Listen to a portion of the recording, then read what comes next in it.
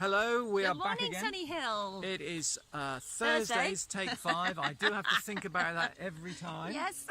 But it's Thursday's Take 5. Our theme this week is encouragement.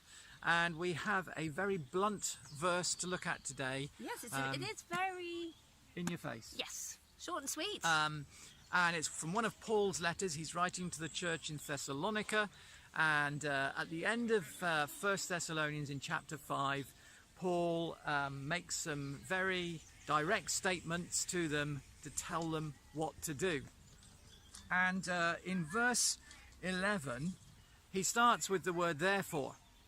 And he's going to go on and talk about encouragement. But he starts with therefore. And typically when you see a therefore, you need to say, well, what's that about? What happened before to give us a therefore? And if we just look back at that little section before, he's been talking about the day of the Lord. Jesus is coming back, and be ready, he says. Be ready for the return of Jesus. And so then he tags onto this idea of encouragement, doesn't he? He does, yeah.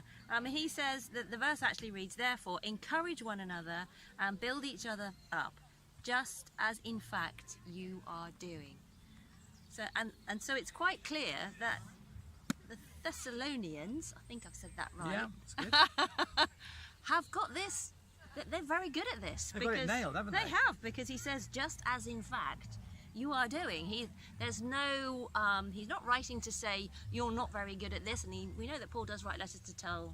He gives them a telling off sometimes. Sometimes, you know, he can be quite firm in his tellings off, but in this occasion, as we talk about encouragement, he is encouraging them to keep on doing what they are doing in their encouraging one another. So they are clearly very, very good at what they're doing. And so if you're good at something... Keep doing it. Well, yes, exactly where I'm going. Keep on doing it. Yeah. And it's interesting because we're at camp this week, as you can see, and we have been here this weekend.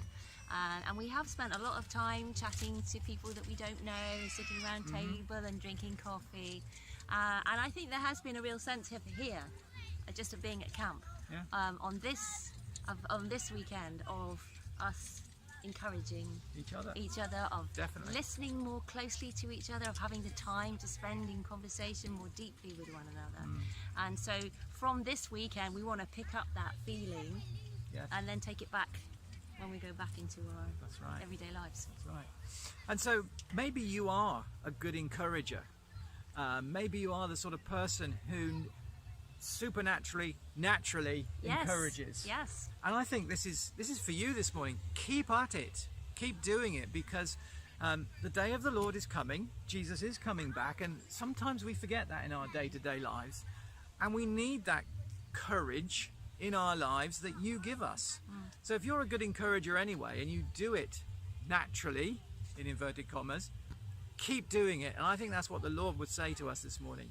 Keep encouraging where you're encouraging. Yes. And I know that sounds obvious, but sometimes the obvious is what we need to hear. Is exactly what we need to hear. Yeah. So let's just read that again. Encourage one another and build each other up, just as in fact you are doing. Let's keep at it. Let's keep doing it. Let's keep strengthening each other, because Jesus is coming back, and we want to be ready. We want to be on fire. We want to be equipped for that moment when he appears. So have a great day, meditate on that, and we will see you, because Friday's coming. Friday's definitely coming. It's round the corner. And we'll see you tomorrow. See you tomorrow. Bye. Bye. Now.